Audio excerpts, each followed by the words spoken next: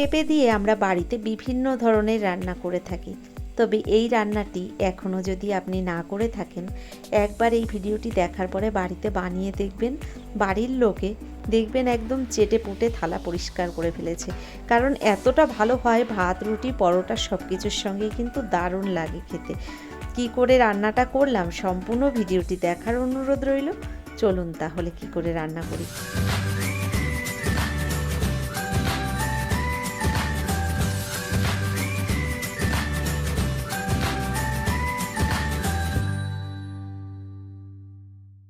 আজকের রেসিপিটি তৈরি করার জন্য আমি একটা পেঁপে নিয়েছি, আর এই পেঁপেটা কিন্তু আমার গাছ থেকে তুলে নেওয়া পেঁপেই। 12 মাস এই পেঁপেটা হয়, এতটা ভালো আপনাদের কি বলবো। যেমন দেখতেও সুন্দর, একদম বড় বড় হয় পেঁপেগুলো, আর খেতেও কিন্তু খুব সুন্দর। তো প্রথমে এই পেঁপেটাকে আমি ভালো করে খোসাটাকে ছাড়িয়ে নিচ্ছি। তো দেখুন, একটা পিলার দিয়ে ভালো করে আমি এই খোসাগুলোকে ছাড়িয়ে নিচ্ছি। নমস্কার বন্ধুরা, আশা করছি হয়তো সকলেই ভালো আছেন। টিয়া রান্নাঘর থেকে আমি তন্দ্রা আজ নিয়ে এলাম পেঁপের কোপ্তাকারি রেসিপি। দেখতে থাকুন আমার সম্পূর্ণ ভিডিওটি, আশা করছি আপনাদের ভালো লাগবে। অনেক ধরনের পেঁপের রান্না তো আপনারা খেয়েছেন, একবার এভাবে বাড়িতে বানিয়ে দেখুন। সকলে দেখবেন আপনার প্রশংসা করছে, কারণ এত ভালো খেতে হয়। তো দেখুন, কথা বলতে বলতে আমি পেঁপেটাকে কিন্তু খোসা ছাড়িয়ে মাঝখানে 2 টুকরো করে কেটে নিয়েছি। আর দেখুন, এর মাঝখানে কিন্তু একদম কোনো ফাঁকা নেই, একটুখানি কয়েকটা দানা ছিল। আমি এগুলোকে চামচ দিয়ে তুলে ফেলছি। তো বন্ধুরা দেখুন, আমি এই দানাগুলোকে পরিষ্কার করে নেওয়ার পরে আরও একবার ভালো করে জলের মধ্যে ধুয়ে নিয়েছি পেঁপেটাকে। এবার ছোট ছোট টুকরো টুকরো করে আমি কেটে নিচ্ছি। তো দেখুন, ছুরি দিয়ে এভাবে আমি টুকরো টুকরো করে কেটে নিচ্ছি। তো বন্ধুরা, পেঁপেটা কিন্তু বেশ অনেকটাই বড়। তো এতটা পেঁপে আমার লাগবে না রান্না করতে, কারণ অনেক বড় পেঁপেটা। আপনারা ক্যামেরায় কতটা বুঝতে পারছেন আমি ঠিক জানি না, বেশ অনেকটা বড়। আর এই গাছের পেঁপেগুলো একটা একটা পেঁপে প্রায় 4-5 কিলো ওজন হয়, এতটাই বড়। দেখুন, এখানে আমি এভাবে ছোট ছোট টুকরো করে কেটে নিচ্ছি। তো পেঁপেগুলো কেটে নেওয়ার পরে দেখছি অর্ধেকটা পেঁপে রান্না করলেই হয়ে যাবে এখন, তাই বাকি অর্ধেকটা পেঁপে আমি রেখে দিচ্ছি, পরে অন্য কোনো সময় রান্না করে নেব, কারণ এতটা পেঁপে আমার প্রয়োজন নেই, তাই রেখে দিলাম। তো পেঁপেগুলো অনেক বড় হয় গাছে, আমি এখান থেকে কিন্তু ছোট দেখেই একটা পেঁপে পেরে এনেছিলাম। তো দেখুন, এভাবে আমি টুকরো টুকরো করে কেটে নিয়েছি। এবার জলের মধ্যে দিয়ে ভালো করে ধুয়ে নিচ্ছি।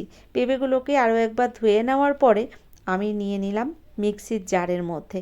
তো এখানে আমি মিক্সির বড় জারটা ব্যবহার করেছি। মিক্সির বড় জারের মধ্যে পেঁপেগুলো নেওয়ার পরে এর মধ্যে দিয়ে দিলাম 4টে কাঁচা লঙ্কা, আর দিয়ে দিলাম 1/2 ইঞ্চি পরিমাণে আদা।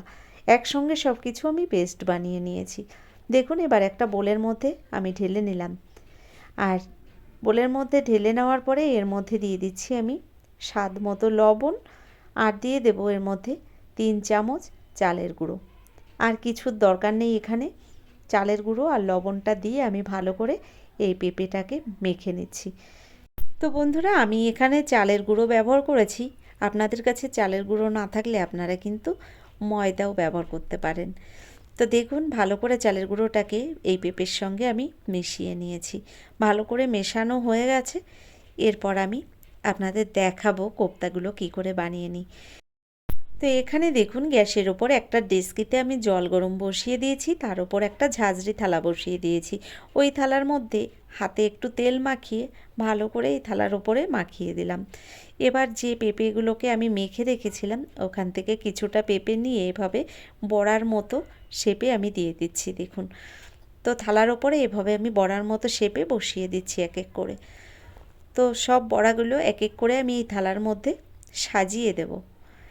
দেখুন, এখানে বড়াগুলো সব আমি থালার মধ্যে সাজিয়ে দিয়েছি। এবার ঢাকনা বন্ধ করে 10 মিনিটের জন্য আমি ভাপিয়ে নেব। চলে এলাম আবার 10 মিনিট বাদে, ঢাকনাটা খুলে আপনাদের দেখাচ্ছি। দেখুন, যে বড়াগুলো আমি বানিয়ে রেখেছিলাম এগুলো কিন্তু মিশে গেছে, একটার সঙ্গে একটা গায়ে গায়ে এভাবে মিশে গেছে। তো এখন তো খুব গরম রয়েছে, একটু ঠান্ডা করে নিয়ে আবার ফিরে এলাম। দেখুন, গ্যাসের ওপরে কড়াইতে তেল গরম বসিয়ে দিয়েছি। তেলটা বেশ ভালো গরম হয়ে গেছে। এবার দেখুন, যে বড়াগুলোকে আমি বানিয়ে নিয়েছিলাম সেই বড়াগুলোকে আস্তে করে তেলের মধ্যে আমি দিয়ে দিচ্ছি। দেখুন, অনেকটাই শক্ত হয়ে গেছে এখন, কারণ এটা ঠান্ডা হয়ে গেলে একটু শক্ত হয়ে যায়। তো এভাবে আমি তেলের মধ্যে দেওয়ার পরে উল্টে পাল্টে লাল লাল করে এই বড়াগুলোকে ভেজে নেব। তবে খুব একটা লাল লাল করে আমি ভাজবো না, জাস্ট এইভাবে উল্টে পাল্টে নেড়ে চেড়ে কিছুক্ষণ টাইম ধরে ভেজে নেব। তো দেখুন এভাবে উল্টে পাল্টে আমি এই বড়াগুলোকে ভেজে নিচ্ছি। তো বন্ধুরা, প্রথম ব্যাচের বড়াগুলো ভাজা হয়ে গেলে আমি বাকি যে বড়াগুলো রয়েছে সেগুলোও এক এক করে আমি এই তেলের মধ্যে ভেজে নেব। তো দেখুন ভাজাটা হয়ে যাওয়ার পরে আমি নামিয়ে নিয়েছি, বাকি বড়াগুলোও তেলের মধ্যে এভাবে এবার ভেজে নিচ্ছি। তো কথা বলতে বলতে এখানে কিন্তু আমার বাকি যে বড়াগুলো ছিল সেগুলোও আমি এক এক করে ভেজে নামিয়ে নিয়েছি। বড়াগুলো ভেজে নেওয়ার পরে তেলের পরিমাণটা একটু কম হয়ে গেছিলো, তাই আমি এখানে প্রায় আরও 3 চামচ পরিমাণে তেল দিয়ে দিলাম। এর মধ্যে দিয়ে দিলাম একটা তেজপাতা আর দিয়ে দিয়েছি গোটা গরম মশলা, তবে অল্প পরিমাণেই দিয়েছি গোটা গরম মশলা। আর দিয়ে দিলাম কয়েকটা জিরে ফোড়ন। ফোড়নটাকে একটু ভেজে নিয়ে এর মধ্যে দিয়ে দিলাম বড় সাইজের একটা পেঁয়াজ কুচি আর মিডিয়াম সাইজের দিয়ে দিলাম একটা টমেটো কুচি। পেঁয়াজ আর টমেটোটা আমি এই ফোড়নের সঙ্গে ভেজে নিচ্ছি। তো পেঁয়াজ টমেটোটাকে আমি হালকাভাবে একটু ভেজে নেওয়ার পরে এবার এর মধ্যে আমি এক এক করে বাকি মশলাগুলোও অ্যাড করে দেব। দেখুন এখানে পেঁয়াজ আর টমেটো একটু ভাজা হয়ে গেছে। এবার দিয়ে দিচ্ছি এর মধ্যে আমি হাফ চামচের থেকে একটু কম রয়েছে আদা বাটা, আর হাফ চামচ দিয়ে দিলাম রসুন বাটা। আদা রসুনটা দেওয়ার পরে ভালো করে একবার মিশিয়ে নিলাম। তো এভাবে আদা রসুনটাকে পেঁয়াজের সঙ্গে আমি আরও একটু সময় ধরে ভেজে নিচ্ছি। এবার এর মধ্যে দিয়ে দেবো আমি এক এক করে মশলা। তো এখানে দিয়ে দিলাম আমি 1 চামচ পরিমাণে লঙ্কা বাটা। এখানে শুকনো লঙ্কা আমি বেটে নিয়েছি, সেই লঙ্কাটাই ব্যবহার করলাম। লঙ্কা বাটা দেওয়ার পরে আরও কিছুক্ষণ এভাবে নেড়ে চেড়ে আমি মশলার সঙ্গে কষিয়ে নিয়েছি। এবার গুঁড়ো মশলাগুলো অ্যাড করে দিচ্ছি।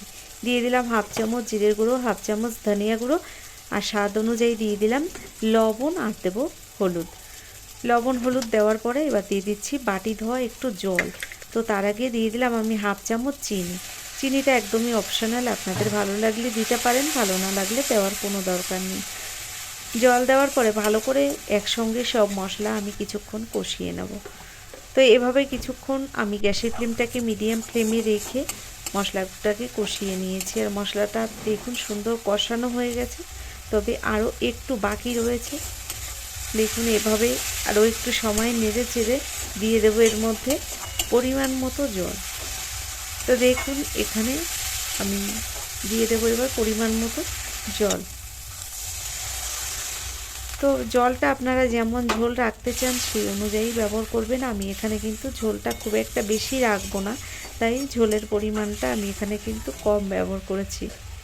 জল দেওয়ার পরে গ্যাসের ফ্লেমটাকে হাই ফ্লেমে করে দিয়েছি আর 2 মিনিট মতো এভাবে ফুটিয়ে নিয়েছি। তার মধ্যে দেখুন ঝোলটা অনেকটাই ঘন হয়ে গেছে। এবার আমি ভেজে রাখা কোপ্তাগুলো এক এক করে এই ঝোলের মধ্যে দিয়ে দিলাম। ঝোলের মধ্যে কোপ্তাগুলো দেওয়ার পরে ভালো করে নেড়ে চেড়ে আরও 2 মিনিট মতো আমি রান্না করে নেব। যেহেতু আগে থেকে কোপ্তাগুলো সিদ্ধ তারপরে আবার ভেজে নেওয়া হয়েছে, খুব একটা টাইম লাগে না এই রান্নাটা হতে। তো দেখুন এভাবে আমি নেড়ে চেড়ে আরও কিছুক্ষণ রান্না করে নিচ্ছি। তার আগে তেজপাতা দুটো আমি এখান থেকে তুলে ফেলে দেব। তো এখানে আমি গ্যাসের ফ্লেমটাকে লো টু মিডিয়াম ফ্লেমেই রেখেছি, কারণ ঝোলটা বেশি নেই, যেহেতু আমি বেশিক্ষণ ধরে আর রান্না করব না। আমার এখানে কোপ্তাগুলো ভাজা রয়েছে, তার আগে সিদ্ধ করা রয়েছে, যে কারণে অল্প টাইমের মধ্যেই রান্নাটা হয়ে যায়। তো রান্নাটা হয়ে গেছে, নামিয়ে নেওয়ার আগে আমি কিছুটা ধনেপাতা কুচি দিয়ে দিলাম। একদম অল্প পরিমাণেই ধনেপাতা কুচি আমি দিয়েছি, আপনারা চাইলে এখানে বেশি পরিমাণেও ধনেপাতা ব্যবহার করতে পারেন। তো এবার গ্যাসটা আমি অফ করে দিলাম।